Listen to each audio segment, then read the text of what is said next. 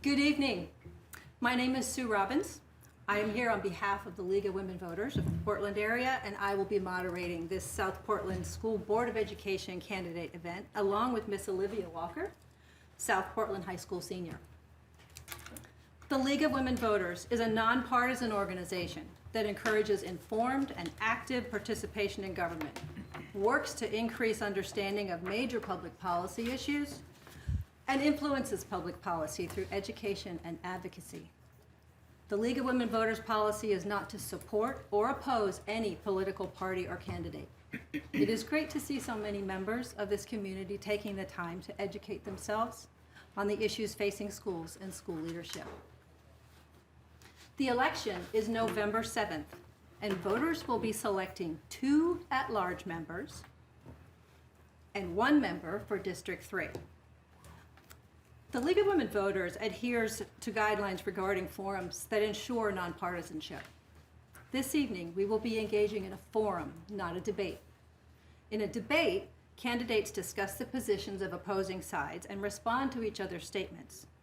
In a forum, candidates speak about their own experiences and positions on various issues, but do not comment on each other's positions. Since we have both contested and uncontested seats, and we want the public to hear from all the candidates on the ballot, this event is divided into 2 parts.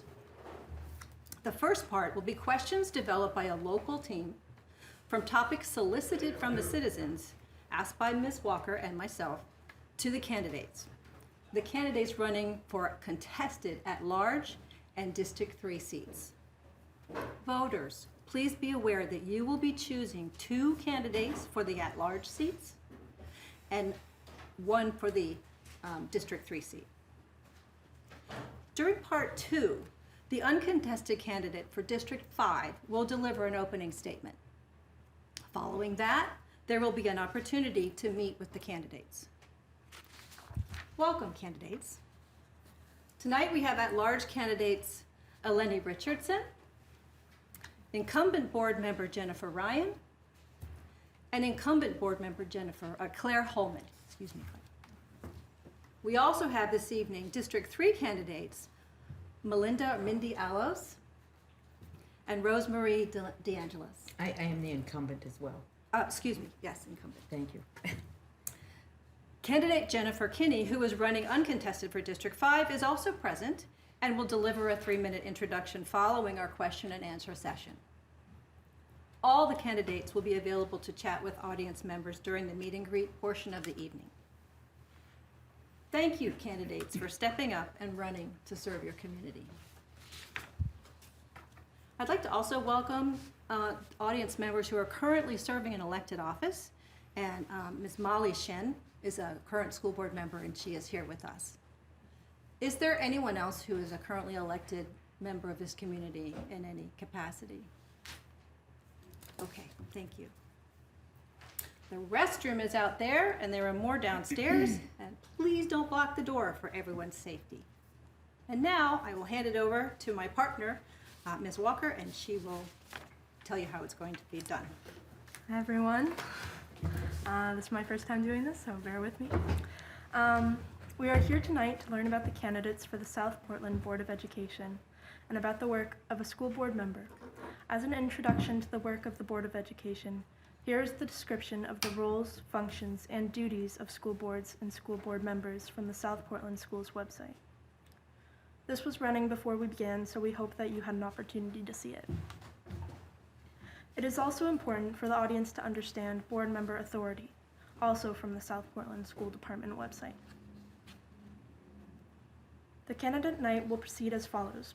Each candidate will have 3 minutes to introduce themselves with an opening statement. Each candidate will then be asked to respond to questions. Candidates were not given the questions in advance. Rather, they were given the topics about which they would be asked. The order of the questioning will alternate between candidates and has been established by drawing from a hat. Each response will be limited to 90 seconds. Candidates, so that you may know how much time you have for each question, a timekeeper will hold up a yellow card to indicate you have 30 seconds, and a red card to indicate your time is up. When you see the red card, please finish your sentence and stop speaking. We will not be taking questions from the audience. I encourage audience members with questions beyond those addressed this evening to reach out to the candidates and ask them. The format of this forum is moderated question and answer. As such, there will be no debate on any issue, but rather an expression of each candidate's position. And a few ground rules for the candidates. Please keep your responses within the time allocated. You don't need to fill the entire 90 seconds or the full 3 minutes at the beginning. If you can make your point in less, they'll give us time for more questions. Please don't challenge, accuse, or state the positions of other candidates in your responses, as there will not be an opportunity for them to respond to you. Please don't respond to audience interruptions. Ground rules for the audience. Audience members, we're here this evening to learn about the candidates. To ensure that everyone has an opportunity to learn about all candidates on the ballot, I ask you to please hold your comments and your applause until the end of the event. This both saves time and ensures that all can hear. If anyone is hearing impaired and needs a headset for assistance, please raise your hand and we will get that for you. Okay. You may feel strongly about certain issues, but please keep your opinions and responses to yourself until the end of the event. This event will be recorded. Before we began, we drew from a hat to determine the order. Ms. Ryan will go first. Is it number 5? I'm sorry. Ms. Allos will go first. I'm sorry. You're right. Thanks for catching me. And timers, this is a 3-minute allowance. But you can use as much of that 3 minutes as you like. Go ahead. Okay. Hi, I'm Mindy Allos. I'm running for District 3 of the school board. I'm mother of 4 sons currently enrolled in the district. I have a kindergartner and 3rd grader at Dyer, an 8th grader at SPMS, and a freshman at SPHS. I was also born and raised here and attended Dyer School Memorial and SPHS. And my mother was also raised here and graduated from SPHS. So Riot Pride runs pretty deep in my family. I'm very thankful for the education I received in this district and that my children are now receiving. This past year, I joined the Boundaries and Configurations Committee regarding the makeup of our elementary schools in the district. And throughout those meetings, I learned a lot from the other committee members. And I realized I wanted to be more involved and give back more to this district that's given my family so much. So here I am. Thank you very much. Next, Ms. Richardson, you have 3 minutes for an opening statement. Thank you. Good evening, everybody. Thank you to the League of Women Voters for putting on this forum. Thank you to my fellow candidates for sharing space with me. My name is Eleni Richardson. I'm a mother of 2 boys that attend Brown School, ages 5 and 7. And I moved to Maine in 2009. I attended law school and came to Maine to be closer to my family. My husband and I chose South Portland in 2015 when we bought our home because we were looking for a community to raise our family and walk our dog. We live behind Hinkley Park. And we made an excellent choice. I love this community and I love my children and I want our schools to be the best that they can be. I've spent hours talking to parents in the community, to teachers, former administrators, current administrators, trying to learn from them because I have a lot to learn. But through those conversations, I've discovered that these are my priorities. First, to advocate for a growing and diverse community. South Portland is blessed to have the influx of new families coming to live in our community, but our resources are constrained and we need to be thoughtful and creative in how we are ensuring equitable education to each of our children. There's great advocacy work happening at the state level, and if elected, I want to ensure that the board continues to support those efforts. Second, teacher support. Our teachers are on the front lines, They know what's working, they know what's not working, and we need to be thoughtful about how we're inviting them to the conversation because their opinion matters. How we are engaging with the community matters. As a parent, as a human being, I should say, my inbox is full. I receive a lot of emails on the daily, and if we intend to communicate with our, if we want to engage with our community thoughtfully, we have to be more creative about how we're doing that. Nothing will replace a face-to-face conversation, and those are the techniques that we should be looking at, particularly when we're looking at efforts like the boundary reconfiguration possibility of our elementary schools. I have 30 seconds left. 3 additional priorities of mine are exploring universal pre-K. Other communities in our state have done this successfully, and we need to take a look at this matter again because affordable childcare is an issue. Second, safety in our schools. We are scared when we say goodbye to our children on the daily, and I want to respect that conversation, and we need to ensure that those policies remain effective and current. Thank you. Thank you. Thanks. Ms. DeAngelis, you have 3 minutes. Good evening. My name is Rosemarie DeAngelis, and I'm running for re-election to the District 3 School Board. The City Council appointed me to fill 1 year of an unexpired term, and I've been honored to do that. I'm seeking your vote to complete the remaining 1 year. And although I had 6 years on the City Council, the work of the school board is different, and I'm grateful for the help from the chair, board members, and Councilor Dick Matthews, former chair. My first involvement with school board elections was when I was 6 years old. My dad ran against a 20-year incumbent in Old Orchard Beach, and we were 4 kids campaigning for hours, each holding our own sign, "Vote for my dad." As the 3rd child, my sign said "my." My dad won the election and 12 subsequent elections, starting my foray into school politics. Then meetings were recorded on a reel-to-reel. Many of you have no idea what that even is. And he would replay them and talk about the issues. So that's where I learned about budgets and policies and unions. My dad was a big union supporter, instilling that in me at a young age. And during my first teaching year, I received a letter from him, which I still have. And one line said, "Make sure you contact your union president and join up." And I did. I remained a union member for my entire career, active at the local, state, and national levels. I've been teaching for more than 40 years, 28 years in South Portland, 17 at SMCC, as well as a variety of other places. I worked 15 years as a guardian ad litem with children in high-risk divorce and as a private mediator. My dad taught me about using my voice, speaking up, even though I'm sure sometimes he regrets that.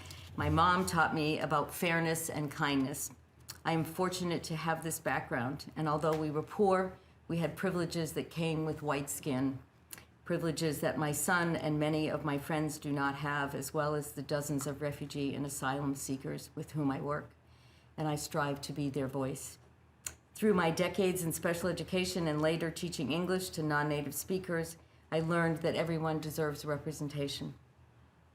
During the year, I have heard from parents who don't know how or where or when to speak up. I am their voice.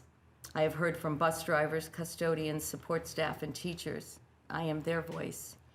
The council has been supportive of the school budget, and that is a good thing, but I would like to see a stronger working relationship, which I think is possible and important.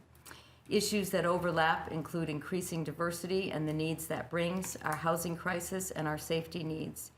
I believe I bring the knowledge, experience, and ability to solve problems, consider all stakeholders, which is a critical piece of the puzzle. And I would appreciate your support on November 7th. I hope I can count on your vote. Thank you. Thank you. Ms. Holman, you have 3 minutes.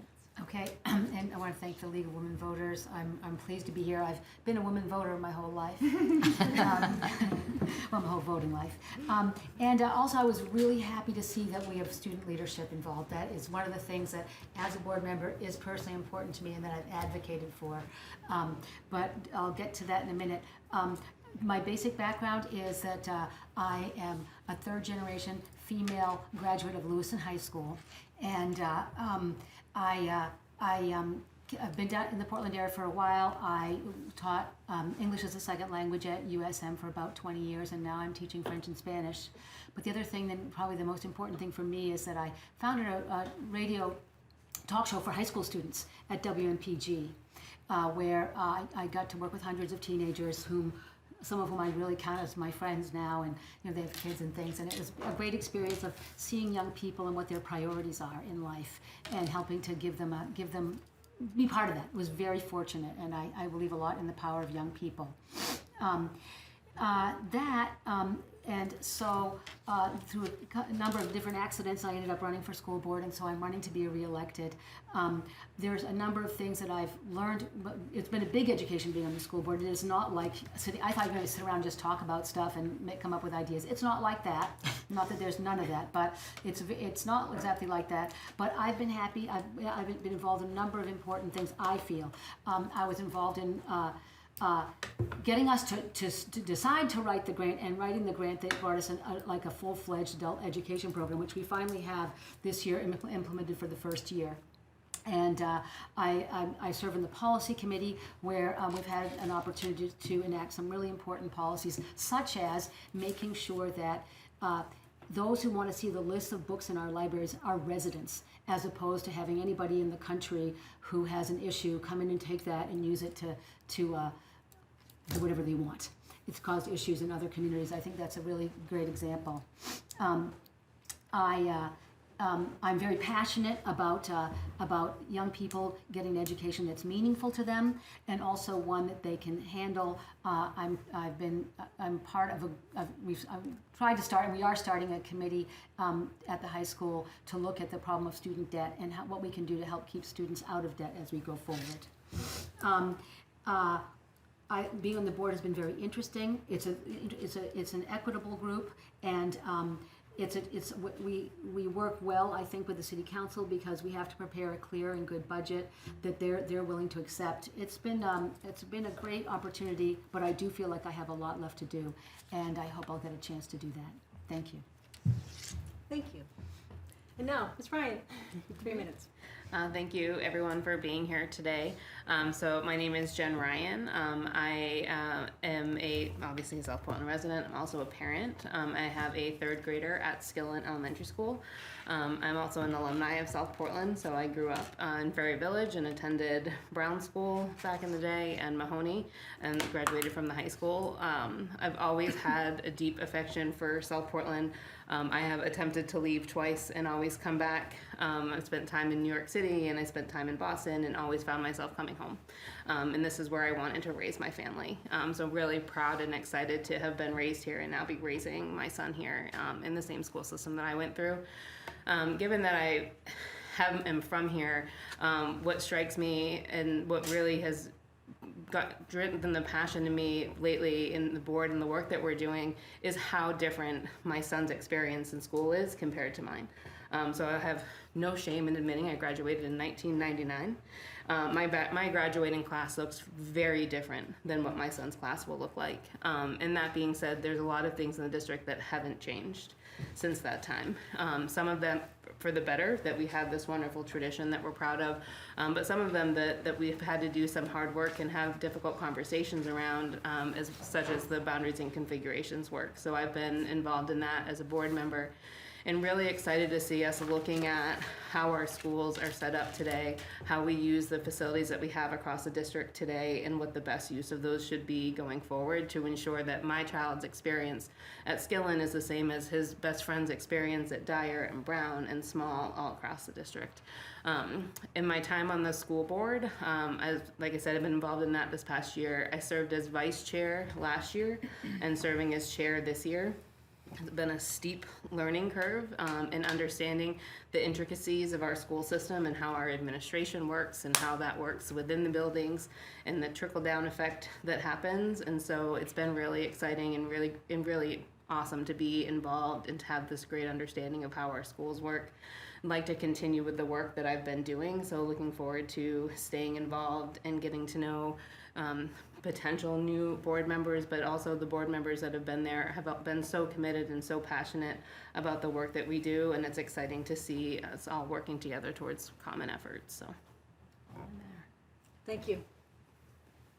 Okay, now we will go to the question and answer portion of the evening. And just so that you know, candidates, we'll continue to cycle through the names, but we'll start with a different one each time, so you don't have to go first.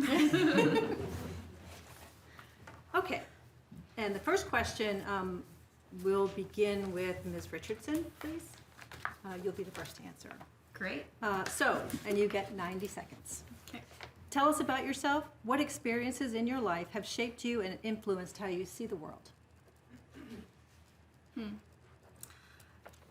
I spent the first 9 years of my life living in New York City. And when my parents divorced, I'm an only child, my mom needed help, and we moved back to her hometown, which was Louisville, Kentucky. So two very different environments. I went to private school in Kentucky, and because the public schools were not cutting it in terms of what my mom wanted to see for me as a future. And I had an interesting experience there. I thrived in sports, I did okay academically, but the population that I was within was not representative of the world that I lived in. That's why my husband and I chose to live in South Portland, and that's why we are staying in a house that we've outgrown and is small, because it is so important that my children go to school with friends who are from different backgrounds. So maybe I'm trying to relive what a childhood would have been like had I stayed in New York City, given that global experience. But I think that we have a really amazing opportunity here in South Portland, and I want to make sure that we groom it and foster it and support it. Thank you. Thank you. Ms. DeAngelis, can you tell us about experiences that have shaped your life? Sure. I grew up in Old Orchard Beach and went to public school and public university. I went to the University of Maine at Orono, undergraduate and graduate. And I come from a large, extended Italian family. And we were the only Italians in Old Orchard Beach when I was growing up. So everybody else was French, and so all the jokes were about Italians. And I remember that clearly, and the effects that it had on me. We were relatively poor. Our family, all our relatives were from Boston, Dorchester, Malden, Somerville, all those places. And my growing up, I can remember my two nonnas were worried that my sister and I would not find nice Italian men in Maine, which we didn't. And one of them used to send care packages, like frozen meats that she packed up and was mailed airmail from Boston at the time. It just tells you how old I am. But the biggest thing I think that affected me was my parents, who were not highly educated. My mother had a 10th grade education. My father was graduated from high school. But that they were solid people who had, my mother particularly, had a great deal of wisdom. And my father had a lot of voice, which is where I learned to have voice. And I think that's the strongest thing that affected me, was sort of the how my parents impacted my life in such a positive way. Thank you. Mm-hmm. Ms. Holman, tell us about your experiences. Okay, so and the question was that is, It's right there. Tell us I about just noticed yourself. oh yeah, tell us about yourself. What experience have shaped you and influenced you?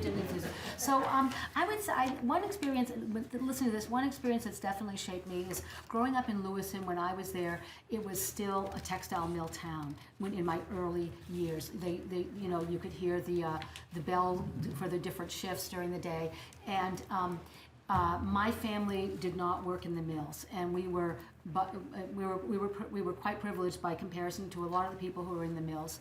And I grew up. It was very divided, and that was very, very shaping for me. I came away feeling a lot of guilt, and it's really shaped how I looked at things in general. It's definitely, my whole outlook, I think, has been shaped by that, because you realize that some people, through, no matter how hard working, they're not really getting ahead, and they're having a much harder time. So I always think about that.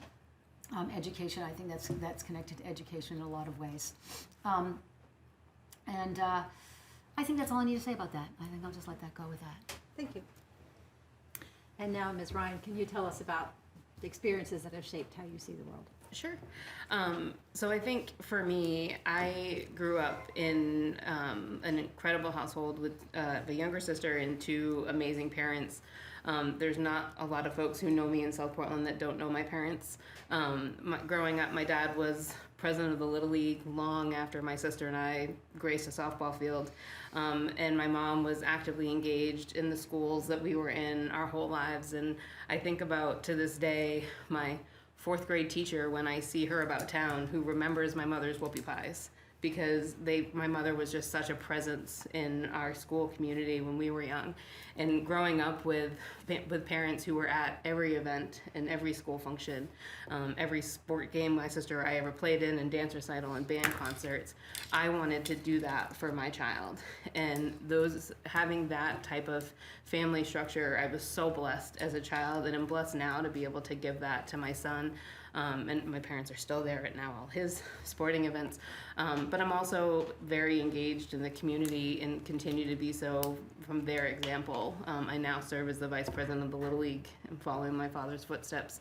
And it's really shaped sort of how I approach engaging and getting involved in the things that my son does. So we'll leave it at that. Thank you. And Ms. Allos, tell us about experiences that have shaped the way you see the world. So as I said, I grew up here in South Portland. I'm the youngest of 4 kids, and my mother was always very involved in all of our school activities. She was room mother for every year that I was in school, and she always went to everything. And her best friend was also a teacher in South Portland for many years, and just a really revered teacher in the community. And I was kind of her bonus daughter, so she would bring me into the schools a lot, even the schools that I wasn't attending, to every event, and just really made me understand and appreciate how important public education is. And I just respected her so much, and definitely in her honor is why I'm here today. And yeah, I think that's probably it. Thank you. Okay, next question. Ms. DeAngelis, you'll be the first to answer this question. Okay. This question is about parental influence. In your opinion, how would you like parents to be involved in Board of Education decisions? Yeah, great question. I think parents should be active participants, and I want to say, I actually think that all residents should be active participants. So we have a lot of parents who are sitting up here, but it's not just parents who are impacted by schools. People have to make decisions about what happens. I mean, the school budget represents 62% of our tax base, so that affects more than just parents. So it affects everybody who is a taxpayer and everybody who is a renter, because your rent is impacted by how much the increase is on taxes for your landlord, and that then impacts you. So I think everybody should be involved. I think that parents should have real voices in the education of their children. I love seeing parents coming to open house. I was at the high school open house last week. Parents who were there actively participating in meeting teachers and being involved in what's happening in their children's lives. So I think when I taught, I always said to parents, do you know who the friends are of your children? Do you know who the parents are of those friends? All of that is important, but everybody in the community needs to be involved in our education system. Thank you. Thank you. Ms. Holman, how would you like parents to be involved in Board of Education decisions? I would love parents to, if they possibly can, to show up more at meetings and to understand that committee meetings are public meetings as well. So you can attend the policy meeting, you could attend, most meetings. There are only a few things that are closed to the public, personnel matters and a few things like that. So that would be really great. We don't get that many people, and it is possible to attend virtually as well, and you can still participate. So it'd be really nice. Actually, that's how I first got interested, is during the pandemic. So I would really like to see a lot of that. Parents are their children's first and most important teachers. Their voices are valuable, and the parents know what's happening. They're very close to when you're with young people, you're at the edge of every trend. So the voices of parents are really essential. I have my one child who's graduating this year, but but I hope I can hang on to that thread anyway. So please show up, and please let us know, and also just to be directly in touch. Have coffee with me. I'd love to do that. Thank you. And Ms. Ryan, how would you like parents to be involved in your decisions? Sure. So I think a couple of things. For one, as not responding to Claire's comment, but would echo what Claire said, attending the meetings and understanding what it is that we're talking about on the board, understanding what the questions are that are being presented to the board. Participation in the committee meetings is also really valuable. The finance committee meeting, allows for members of the public to understand what the financial state of the school is. How are the funds being used? How are we managing our budget? In the same way the policy committee talks about, the particulars of policies that are up for review or being edited. But I also think, we all engage in the community every day, and I have conversations regularly with other parents and staff members that I interact with as being a parent and being present in the schools. And I think the biggest thing is being engaged with the community around you, be that your child's teacher or the administrators within the school, the other staff within the school, other parents, to know what's going on. And when there are questions that are out there, and people that say, we didn't know this was happening, I think that we all need to work together and support one another, that when folks are feeling like they don't know what's happening, to help each other in getting that information and where to access it, and understanding that emails, are not always the best way to communicate, but sometimes it's all that we have. And when it's not enough, that's when we should be asking questions, and that those questions can come to any one of the 7 board members. And I'll stop. Very intimidated by your red folder. I know. Yeah, gotta pay attention to the red folder later, yeah. Ms. Allows, how would you like parents to be involved in Board of Education decisions? I'd like to see parents more at the meetings and involved in any way, any communication, email, or any way you can be involved. I don't think there's one specific way. I think that everything seems to be welcoming to parents, so the more people that show up and become involved, the better. And we can all just work as a community to put the community's needs first. Thank you. And Ms. Richardson, how would you like parents to be involved? Happy to answer that question. I think a positive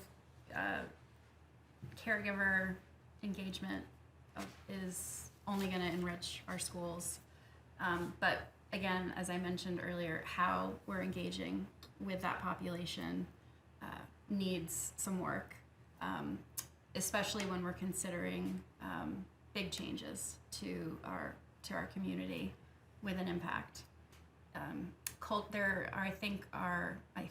I know there are cultural differences that need to be recognized in our community, where while emails are going out and the All Are Welcome platform is sort of a part of every sort of South Portland school message, nothing can replace talking to somebody in person and targeting and directing certain members of our community to hear what their experience is like and learn from their experience. And those are the kinds of techniques and methods that I would really like to see happening more in our community because, you know, while I have the privilege of attending a board meeting at 6 o'clock on a Monday, it's because I have somebody at home that can watch my children. And I can kind of work that balance, but that's not a reality for a lot of our community here. Thank you. Thank you. All right, next question, and the first person to answer will be Ms. Holman. What are your thoughts on the impact of immigrants in our schools? We have been, it's been a great and amazing thing in the last few years how our schools have really become much more diverse. I think we took in, was it something like 700 students? Yes, thank you. From different parts of the world in the last school year, right? And it's brought about, it's made our schools much more diverse. It's a great richness. I really hope that we can continue to. I hope many of these families will stay with us. They are young families mostly who bring young people who are ambitious. I see them at the University of Southern Maine where I work, and I want them to stay in our community, to start businesses, to really help heat up the economy, and to raise their own kids here. So I feel it's a great asset to our schools. Yes, it takes resources. We got very fortunate to have a bunch of resources thanks to COVID money. We will be facing some tough decisions around that coming up, but I think we've responded well in terms of the resources we've provided, and I think we're going to be able to manage that going forward. So I think it's a great asset. Thank you. And Ms. Ryan. Great. So for me as a parent, what I have experienced, and as I mentioned earlier, my son goes to Skillen Elementary. So Skillen is a majority minority school. He is surrounded by diversity in where he sits. And I recall, I think his first grade year, he came home from school one day and was telling me about there was a new kid in his class, and his name is Julian, and he was so excited, and Julian was great, and they played at recess, and great. And the next morning he said, "Can you teach me how to say, 'Do you want to play with me?' in Spanish?" And I looked to his dad and said, "Can you teach him how to say, 'Do you want to play with me?' in Spanish?" And we went through several weeks of him coming home and asking us how to learn to talk to this child who spoke no English, but he played with every day at recess. And I'm trying to imagine what did that look like. They were kicking a ball around and laughing and never speaking because there was no language, like the language barrier was there. It has really opened my eyes to his reality of what he sees at school every day and what he encounters and the kind of challenges that those kids face and have to endure. And I imagine my kid had someone to come home to and ask for help, and that child went home to someone who couldn't help him. Their parents didn't speak another language. And so I really think that it has given him such a priceless experience that I wouldn't trade for anything. And I think all of the students in South Portland are really benefiting from having those experiences every day and making them better humans. Thank you. Ms. Allos, what are your thoughts on the impact of immigrants in our schools? I love the diversity in our schools. My kids have gone to Dyer, but when they were younger, my oldest two went to Skillen for a few years, and it was much more diverse than the Dyer Elementary students. And I think there are a lot of benefits to being subjected to diverse environments at a young age, and sometimes those benefits get lost. There are definitely some challenges, and we need more resources sometimes, but the positives outweigh the negatives, and I see a loss for my kids that go to Dyer now. I feel like they're missing out on the diversity that my older boys got at a young age at Skillen School. Thank you. And let's see. Ms. Richardson. Thanks. Want to make sure. Only one or two. Yeah. So I've mentioned this already tonight. I think our diverse community is what brings families to move here. It's why my husband and I moved and live in South Portland. It's why our friends are here as well. And it's echoing, and it's great to hear that we're all very positive about this because it's tough, it's challenging, it's certainly presenting resource constraints. And I think there's really great work, advocacy work happening at the state that I would love the board to continue to support, because that's crucial to ensuring that every child is receiving an equitable education experience. I think so. I think just keeping it as positive as we can and welcoming as we can is fundamental to who we are as a community. And our schools are the sort of gateway to that message. So, thank you. Thank you. And Ms. DeAngelis, what are your thoughts on the impact of immigrants? Yes, thank you. Thank you for this question. Obviously, as everybody has said, the increase in diversity definitely adds dimension to our schools. However, I think we need to do a much better job around inclusion. We have parents and community members who are fluent in anywhere from 2 to 7 languages, and we need to use this resource more. We have community members who eat different foods, who speak different languages, who practice a variety of religions, and who come from a range of countries, mostly in conflict and often out of trauma. And we need to knock on more doors and directly invite people to be involved in our school community. Most people come from countries where education is hands-off. You send your child to school and you have nothing involved in that process at all, nothing. And in fact, your teachers are welcome to beat your children, and if they come home, you just say, that's what you deserved, that's all. So we have to teach that it's our job to change this thinking and to involve new folks in our education system. And I have many folks who will often say to me, we need to take care of our own, and I would argue that all people are our own. Thank you. Thank you. And now I will hand it over to Ms. Walker. Thank you. Okay, we'll start with Ms. Ryan. The question is regarding teacher advocacy. How can the Board of Education support teachers? It's a great question. I think we support teachers in a number of ways, and the one example that, and I apologize in advance for constantly talking about the Boundaries and Configurations Committee and the work that's happening there, but it's a big element of what the board is looking at, especially for decisions that'll come in the months ahead.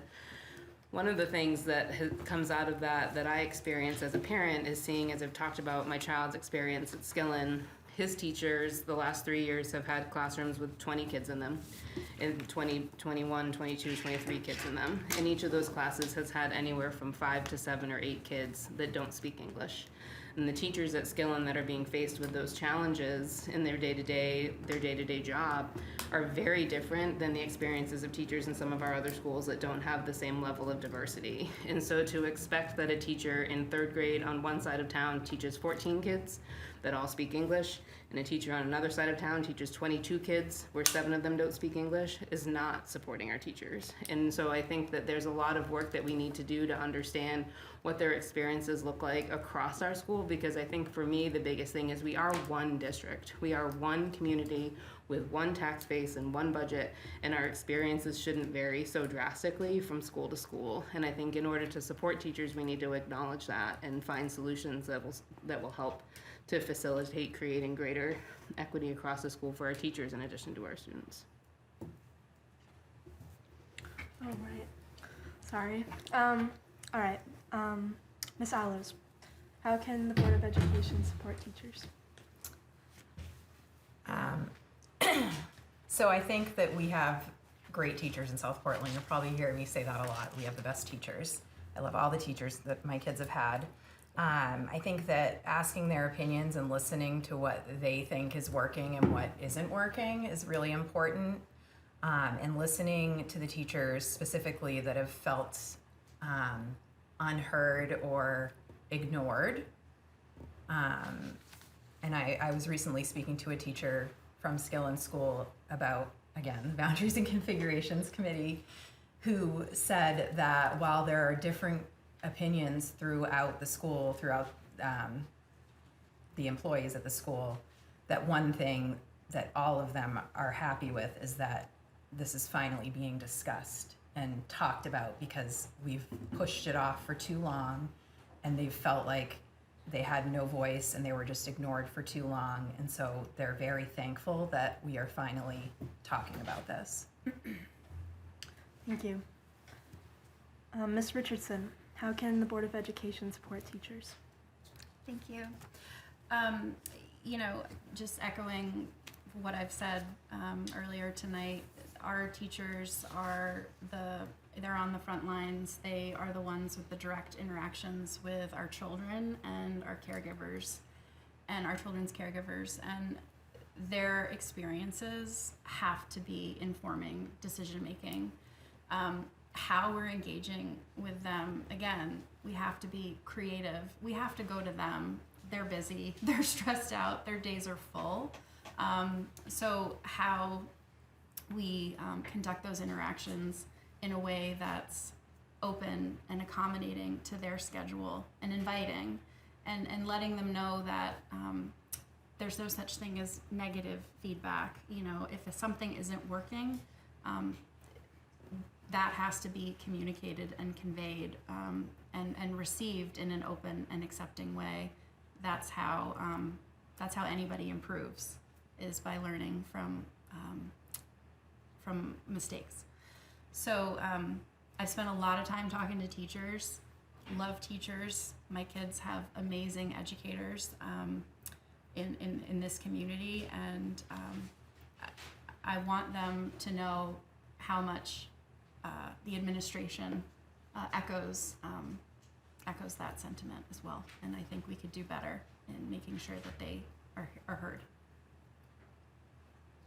Thank you. Ms. DeAngelis, how can the Board of Education better support teachers? Thank you. First, I think we need to listen to them, and to do that, we need to have access to them, so not a wall between us and them. So the only person who the school board directly employs is the superintendent, and it's the only person we evaluate, and he or she evaluates everybody else and hires everybody else. However, to know how well the superintendent is doing in his or her job, we need to create opportunity to have conversation with teachers. We need to be able to listen to them, and we need to be able to respond to their concerns. So I hear issues around feeling unsafe and around feeling undervalued, and that's serious. So how do we have more opportunity to listen? Teachers know our kids. They know they need to be more involved, I think, and given more power to help us make good decisions. And we need to invite them to participate in that without feeling fearful or feeling that they're going to be targeted. So they know, I believe teachers should have more input on hiring the administrators in their building. They know a good match when it's right. So they know what kids need, they know what parents need. They are, as Eleni said, the frontline workers. They're really there, and their resource, these people as a resource, is really amazing. So we need to really be out there with them. Thank you. Thank you. Ms. Holman. Yes. Well, I think one of the best ways to support teachers is to pay them well. We actually did a great job negotiating 4 different sets of contracts with 4 different groups at the school. But one of them was teachers. I was on that committee. It was a great experience, and I feel like we did well by our teachers.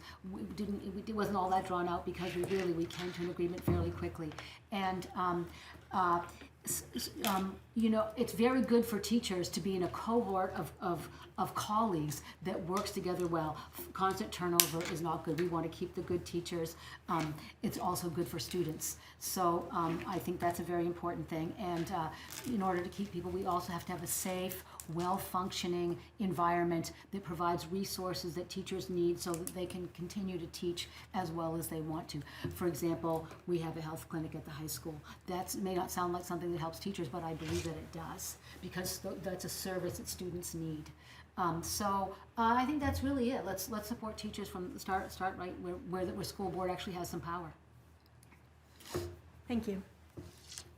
Ms. Allows, if federal and state funds are decreased and cuts become necessary, what would you choose to cut?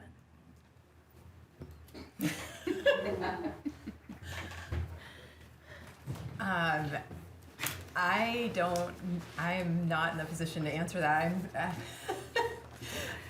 I'm looking forward to learning more about the budget and how it all works, but I don't have this knowledge yet. Yeah.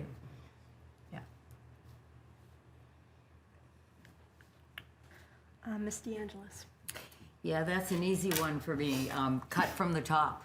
So, I mean, I just say the least cuts should be in direct access to children and in direct services to our kids. And there's always room for, in my view, as a former union president and chief negotiator and grievance chair, I've looked at budget upon budget upon budget, and there's always room to cut at the top. There's always room to cut at the top. That's where I'd start. Thanks.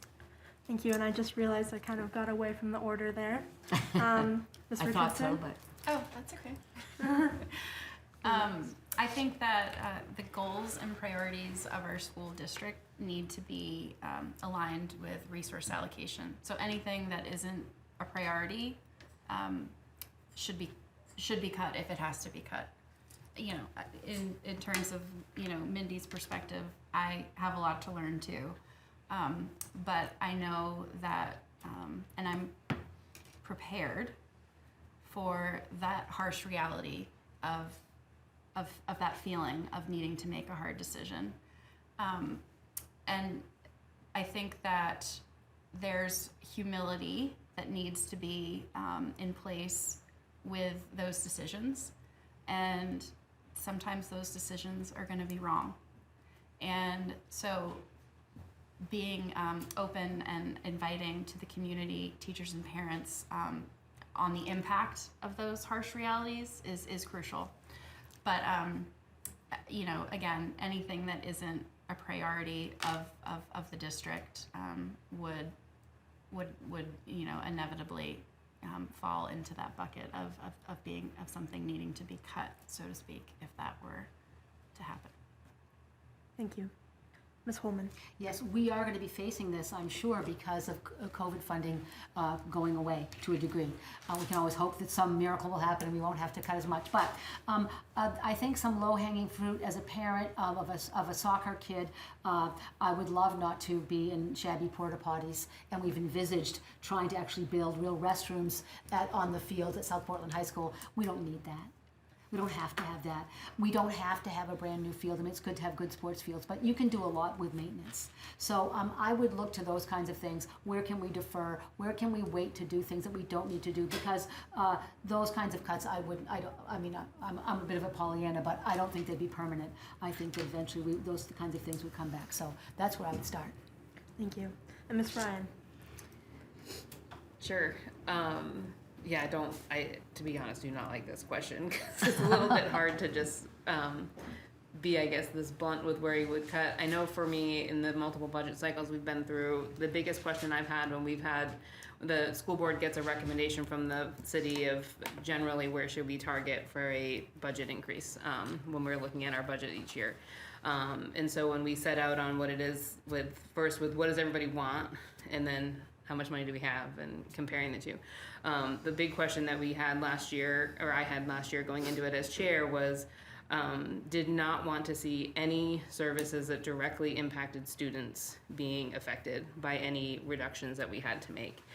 So for me, I guess it would start with what are the non-starters in terms of where we're making cuts, and then I would look to, as we just opened up this beautiful, glorious new middle school, we took 2 sets of staff and migrated them into the one building.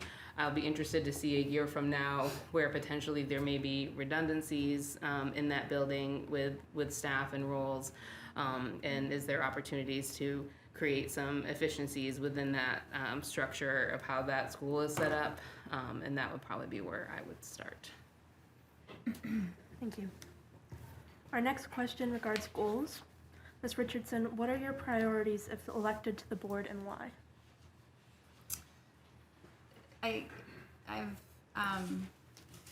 My priorities would be to advocate for the resources to support our growing and diverse community, make sure that teachers are part of the conversation when making important decisions, how we're engaging our caregiver population, exploring more creative and innovative ways to engage with that population, increasing transparency and accountability from the board and administration, making sure that decisions are well informed and that those decisions are communicated with an empathetic tone. And then lastly, although not least important, exploring universal pre-K. Affordable childcare is an issue and it's not going away, and our lottery system is not cutting it, and we need to meet the needs of our community. And then finally, safety, and making sure safety and security practices in our school remain current, effective, and relevant. Thanks. Thank you. Ms. DeAngelis, how would you, what are your priorities if elected to the board? Thanks. I would start with saying fair and equitable and livable wages for all our employees. And that's beginning with our custodial staff up through our teaching staff. I also support universal pre-K, and certainly improving our schools to be safe and secure so that they are places where parents feel like their kids go and that they're safe, and where teachers and support and custodial staff and everybody in the building feels like they're safe. And also, I would give some priority to our to looking at our use of standardized testing as a way to measure success in our schools. I'm not a big fan of standardized tests and don't believe that they really accurately or effectively manage to assess how our students are doing. I think we can do a better job with that. And what I would also put on that list is just having a professional and well-orchestrated evaluation of our one employee, which is the superintendent. Thank you. Thank you. Ms. Holman. One thing is a priority for the board is to we'll be working very hard in our budget to try and get a budget that preserves as much of the things that we think are really important, especially directly working with students, and that the taxpayers, the citizens of South Portland, residents of South Portland will support. That's very important. Universal pre-K, I think that's universally desired, and also to continue to have an environment where we work very hard on making sure people feel like they're part of a community that they really belong to. That's a complex process, especially when you have different groups, different languages. It involves constant work, so that's making sure that the teachers, the staff, everybody gets enough support around that so that we're able to pull it off successfully. Do you have any more time? And I think it's important to look as we get into grades where students choose different classes, high schools, maybe to some extent middle school, how equitably are those classes populated? Are there a small group of students who are getting the really high power classes where they get college credit and stuff like that? Are those being made available to enough students? Thank you. Ms. Ryan. Great, thanks. So I think for me, one of the big things that is, worked with the superintendent on this year's pillars and priorities and the focuses for the coming school year, and being in alignment with what they were working on and what my perspective was as a parent as well. I think focusing on the performance of our students in our classrooms, above all else, we want our children to learn. We want them to get a high quality education. We want every student in South Portland, mine and everyone else's, to exceed their own potential and to have the support they need to get there. I think when we look at the results of our students today, they're not where we want to be, and we've recognized that, and we know that there's a lot of hard work to be done, and I think that that's a major priority for me going into this school year. I'd also say I think we don't want to undersell how important that sense of belonging is in our community. Our kids need to feel safe, and we know that there are serious mental health issues that exist in our community today with kids and cell phones and social media, and those are things that we need to be taking seriously, and we need to be using our community within the schools to address those.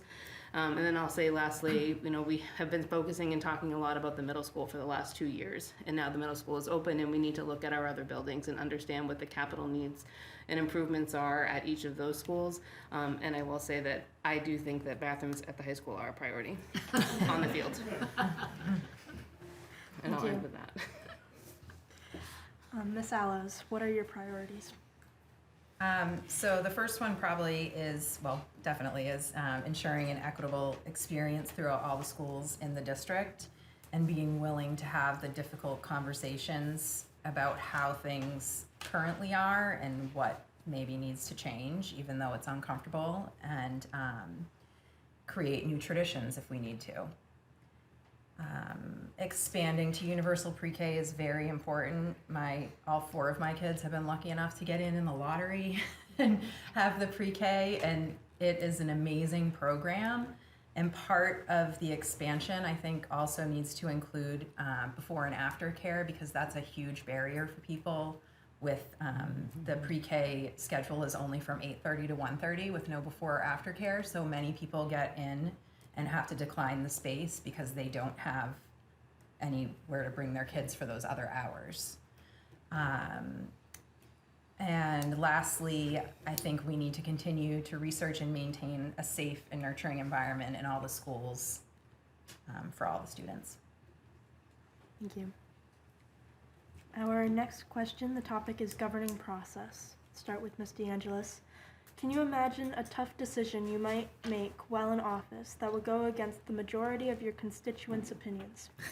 Also, on which issues might you diverge from the majority viewpoint? Okay, thank you.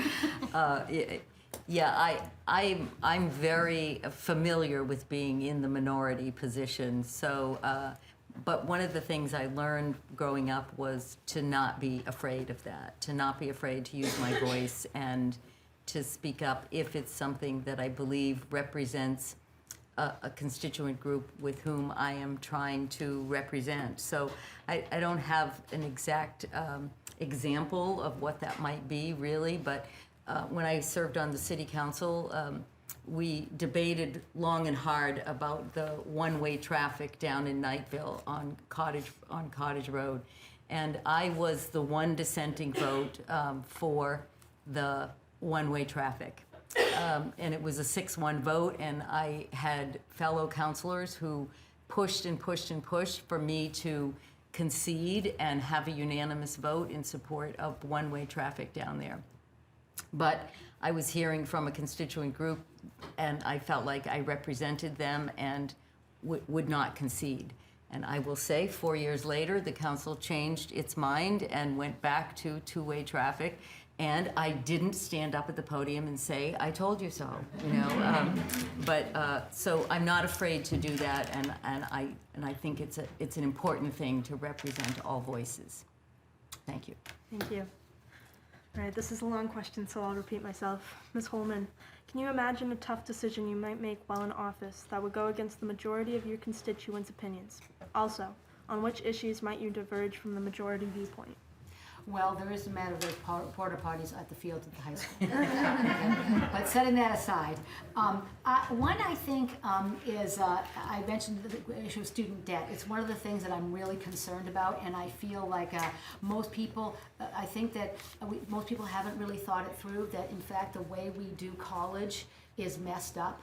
The kind of Camelot thing, like let's imagine the thing you want to spend, what you want to do these next few years, as opposed to the first question should really be what can you afford and what can you do, and then so you can have your 20s and actually live when you're in your 20s and not have the average 33K debt, which is what Maine students have, and that includes students who didn't finish.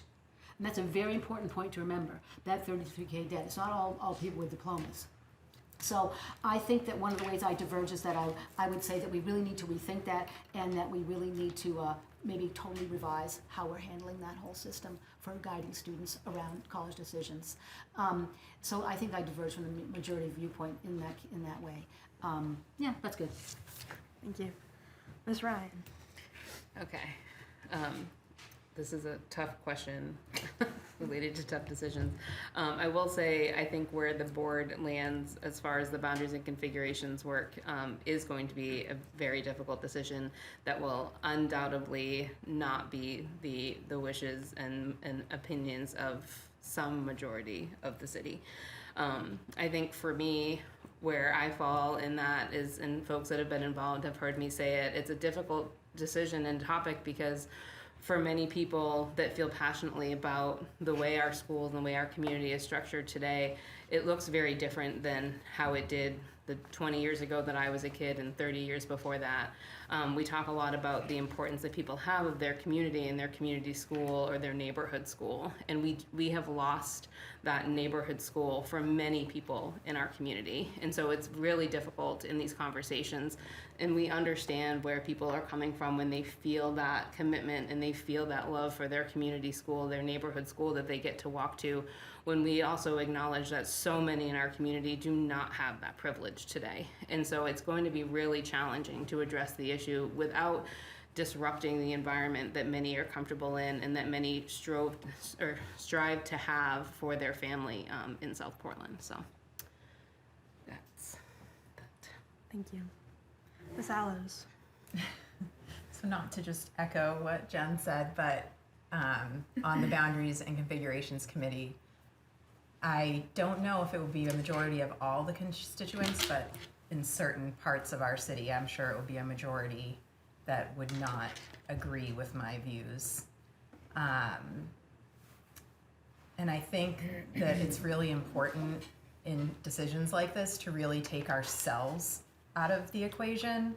And that's something that I really pride myself on doing, because the changes that I would like to see or things that could change would directly impact my children's ability to walk to their school that we have right now. So I think it's important to think of the community as a whole and not just our own wants and needs when we're in a position like this, and really give voices to people who haven't had any.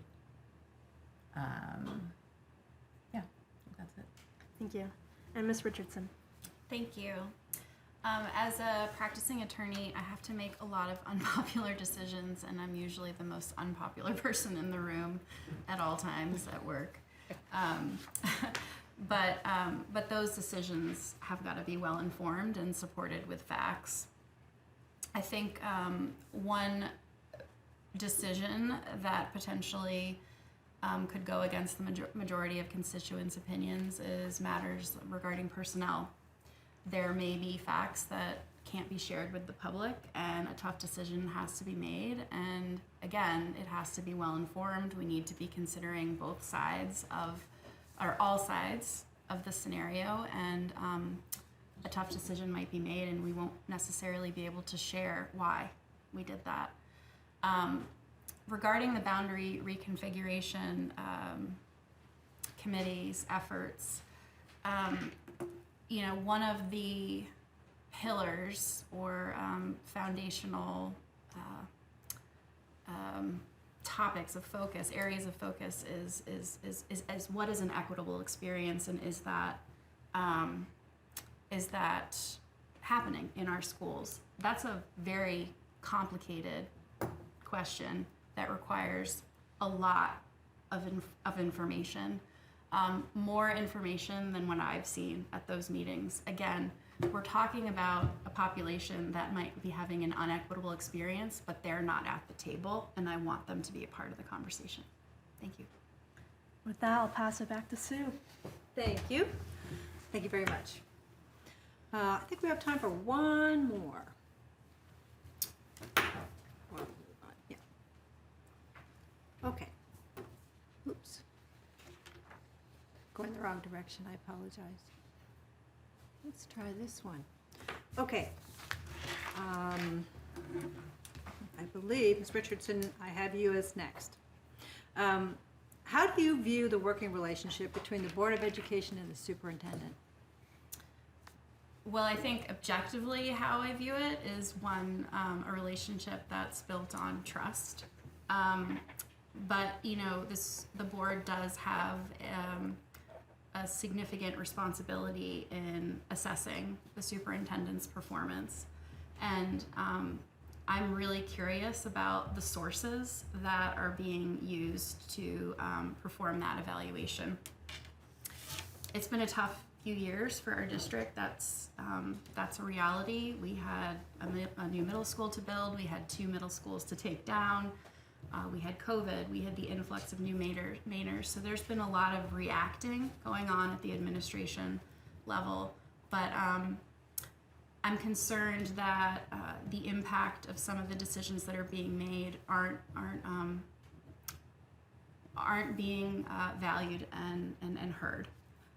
Again, feedback from teachers is crucial, and I want them to feel supported in sharing their experience with the board, such that that evaluation is an effective one, because it's a significant responsibility and it shouldn't be something that's rubber stamped. Thank you. Thank you. Ms. DeAngelis, how do you view the working relationship with the superintendent? Thank you. I think the first thing is to remember that our relationship is employer, the school board, with employee, the superintendent. So it's the only person we employ, and we have to take that responsibility seriously. So I think that Eleni has talked a lot tonight about decisions based on facts, and I think this is one of them where we need to be using objective collection of data from all the board members as well as other people in that constituent group.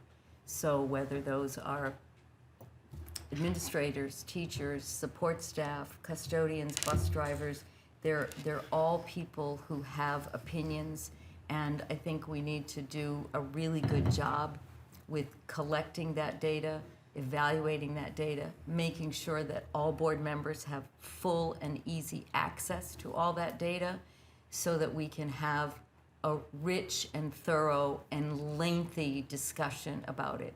It is the most important decision we make, is who is the CEO of our school system and how does that person perform and how do we assess that? And I think that's really critical that we stay on top of that responsibility and take as much time as is needed to do a good and thorough job. Thank you. Thank you. Ms. Holman, how do you view the relationship? It's been interesting to learn what it is as I joined the school board right when Ken Cunin resigned. Just about I learned it the night that I was getting inaugurated, or whatever you call it, brought on the board. And so we went through the process of hiring a new superintendent. And I think our relationship is one where we need to listen carefully and be prepared to provide honest feedback. I think that's very key, because I think the superintendent, I think, shouldn't be in any kind of an echo chamber, right? And the school board represents a group of people who are on the outside and can provide the kind of feedback that you wouldn't get as an insider. Yeah, I think that's what I have to say about that. Okay, thank you. Ms. Ryan, how do you view the relationship? Sure. So as the current chair of the board, I interact with our superintendent pretty frequently. As you were asking the question, I was thinking to myself, today was Monday. I think I had like 3 text messages, a phone call, and 3 or 4 emails from him today. And so I interact with him on a very regular basis, and he's obligated to communicate to the board and to me as chair whenever anything of significance happens across any of our schools and in the district. And so my experience with him has been that he's been very upfront and direct and candid with me about what's happening, kept me well informed. He will communicate to me what's happening, and then I'll say, this should be shared with the full board now. This is something we should put on a board meeting. This is something we need an executive session on. I think the close working relationship that I have as chair with him helps to ensure that that he is being transparent with the information that we have, and I trust that he's sharing what he needs to share. And then it's my responsibility to make sure that the board receives those messages and also make sure that they are also communicating with him. And I know all of our board members at one point or another have reached out to him in some capacity. And I think having that openness and having those lines of communication between the board and the superintendent is really the only way that relationship works. Thank you. And Ms. Alves. I think this is another one of those questions that I will learn more about if I'm elected to the board. I know that the board is responsible for hiring, the hiring process of the superintendent, and I would think that the relationship should be an open and honest relationship with the entire board and more of a collaborative type of experience. And yeah, that's it. Thank you. And thank you, candidates. Thank you for participating in our democracy. And thank you for coming to this evening's event and for following all the rules. And for your earnest responses to my questions, our questions, excuse me. I now would like to invite Jennifer Kinney, our uncontested candidate for District 5, to please come to the dais to give an introductory statement.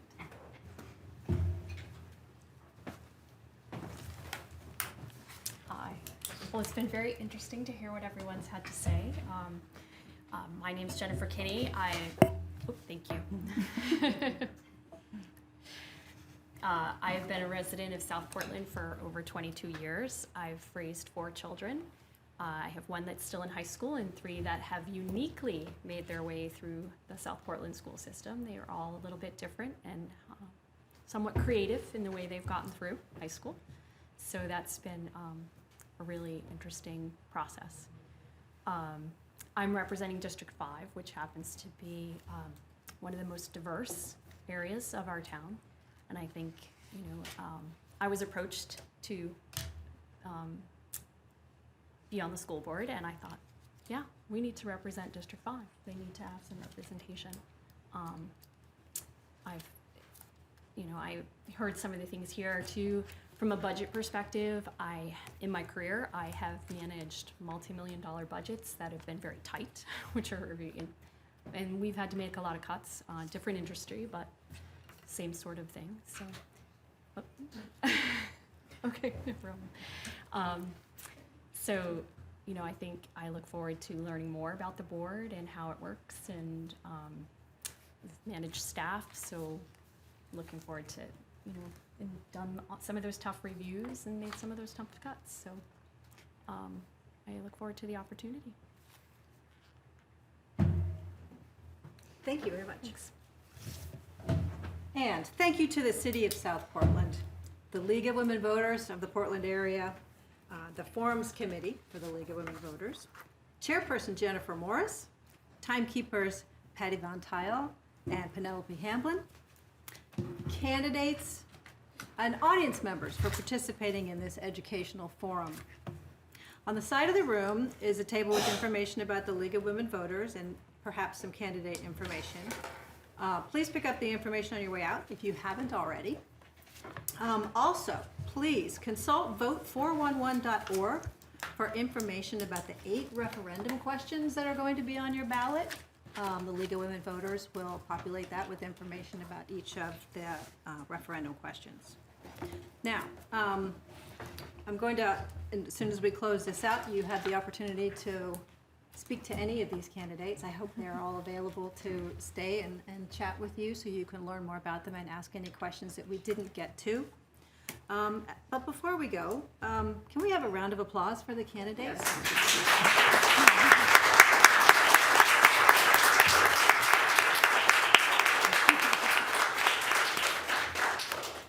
And a round of applause for all of the people who put this together, including our high school student who stepped up to the stage.